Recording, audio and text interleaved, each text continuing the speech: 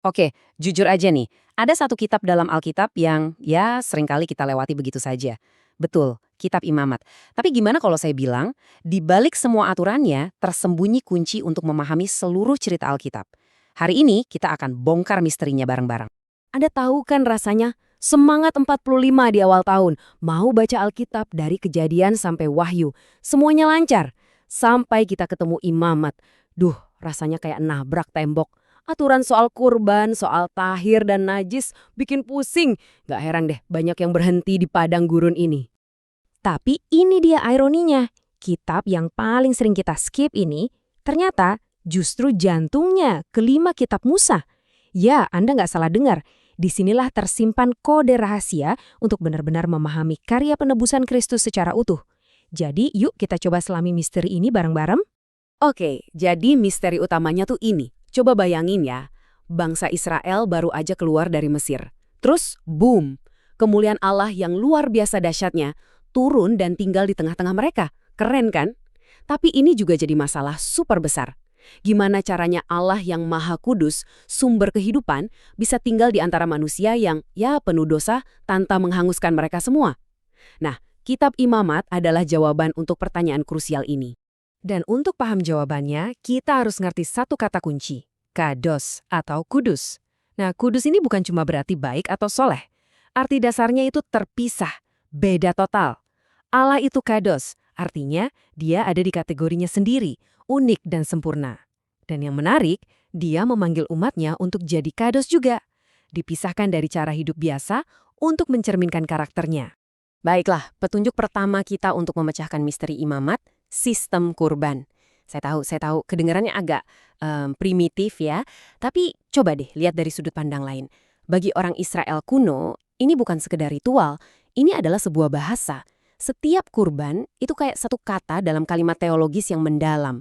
Sebuah cara untuk ngobrolin soal dosa, pengampunan, dan gimana caranya baikan lagi sama Tuhan. Jadi, ada 5 jenis kurban utama yang Tuhan kasih.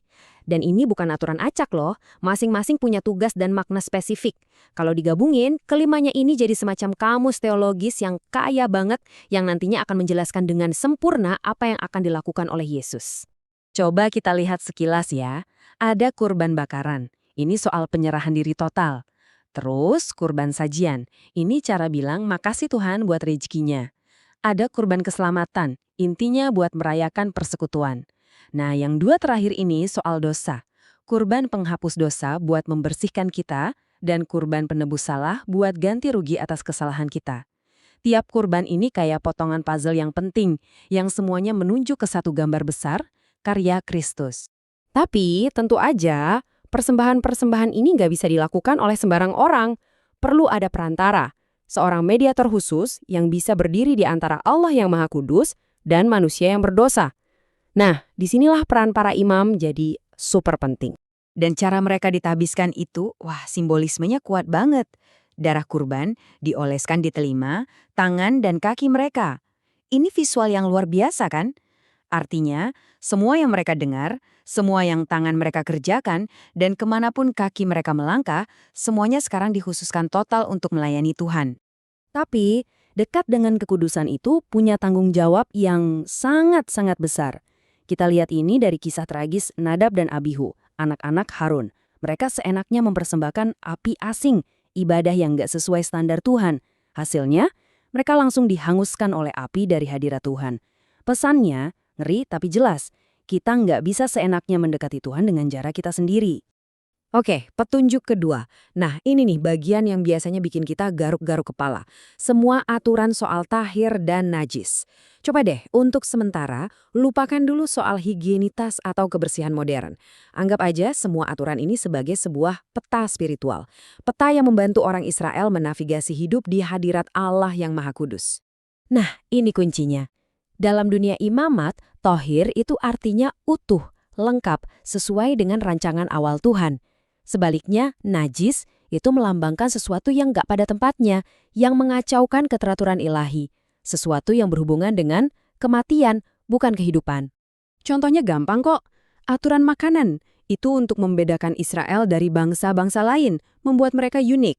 Aturan soal penyakit kulit, Itu jadi gambaran visual gimana dosa bisa mengisolasi kita dari orang lain dan dari Tuhan. Bahkan soal cairan tubuh pun jadi pengingat soal batas antara hidup dan mati. Semuanya ini pelajaran lewat simbol, bukan soal higienitas semata. Oke, semua petunjuk yang udah kita kumpulin, soal kurban, imam, tahir, dan najis, semuanya ini mengarah ke satu titik puncak. Satu hari paling suci dalam setahun. Inilah dia, klimaks dari kitab Imamat.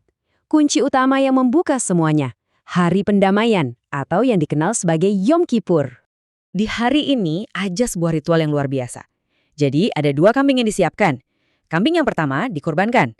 Darahnya dibawa oleh imam besar sendirian masuk ke ruang Maha Kudus, tempat paling suci di muka bumi untuk mendamaikan dosa. Nah, terus imam besar menumpangkan tangannya di atas kambing yang kedua, secara simbolis mindahin semua dosa bangsa ke kambing itu.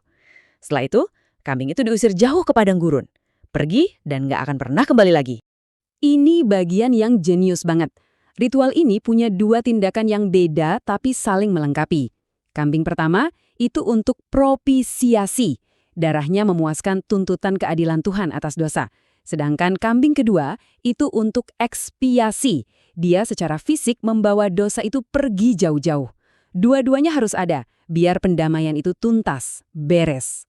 Dan disinilah semuanya jadi masuk akal. Buat kita orang Kristen, ini adalah gambaran salib yang paling kuat. Yesus itu melakukan 2 peran ini sekaligus. Dia adalah kurban pendamaian yang darahnya memuaskan keadilan Tuhan, dan dia juga kambing hitam yang menanggung semua dosa kita dan membawanya pergi jauh sekali untuk selamanya. Oke, setelah semua pembahasan teologis yang dalam ini, mungkin Anda bertanya, terus buat kita sekarang gimana? Apakah kekudusan itu cuma soal ritual di zaman dulu? Nah, jawaban kitab Imamat ternyata sangat relevan dan mungkin mengejutkan, sama sekali bukan. Coba tebak, di tengah-tengah semua aturan Imamat, kita nemuin ayat ini. Ayat yang sama persis yang dikutip Yesus sebagai salah satu perintah terbesar. Kasihilah sesamamu manusia seperti dirimu sendiri. Ini bukti kuat kalau kekudusan sejati itu nggak pernah cuma soal urusan pribadi kita sama Tuhan. Selalu ada hubungannya dengan orang lain.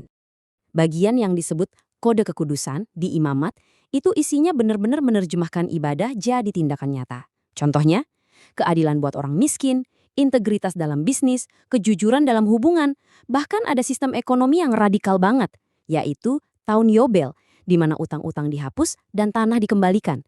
Jadi jelas, kekudusan itu nggak bisa dipisahin dari keadilan dan kasih.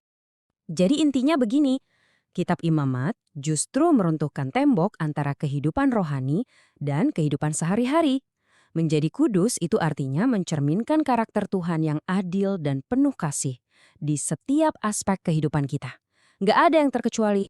Jadi, apa yang bisa kita simpulkan dari petualangan kita membongkar misteri Imamat ini? 1. Dosa itu masalah yang serius dan butuh solusi yang serius. 2. Tuhan karena kasih-Nya menyediakan jalan untuk berdamai dengannya. 3. Setiap ritual dan hukum di kitab ini menuju ke depan, ke solusi final di dalam Yesus Kristus. Dan 4. Panggilan untuk jadi kudus itu adalah panggilan untuk hidup yang diubahkan oleh keadilan dan kasih. Pada akhirnya, kitab Imamat ini bukan lagi sekedar buku aturan yang bikin pusing. Ini sebuah undangan. Undangan buat kita untuk mendekat kepada Allah yang kudus dan jadi cerminan karakternya buat dunia ini. Jadi, pertanyaan terakhir untuk kita renungkan adalah, setelah kodenya terbuka, gimana panggilan untuk menjadi kudus ini akan mengubah cara kita hidup mulai hari ini?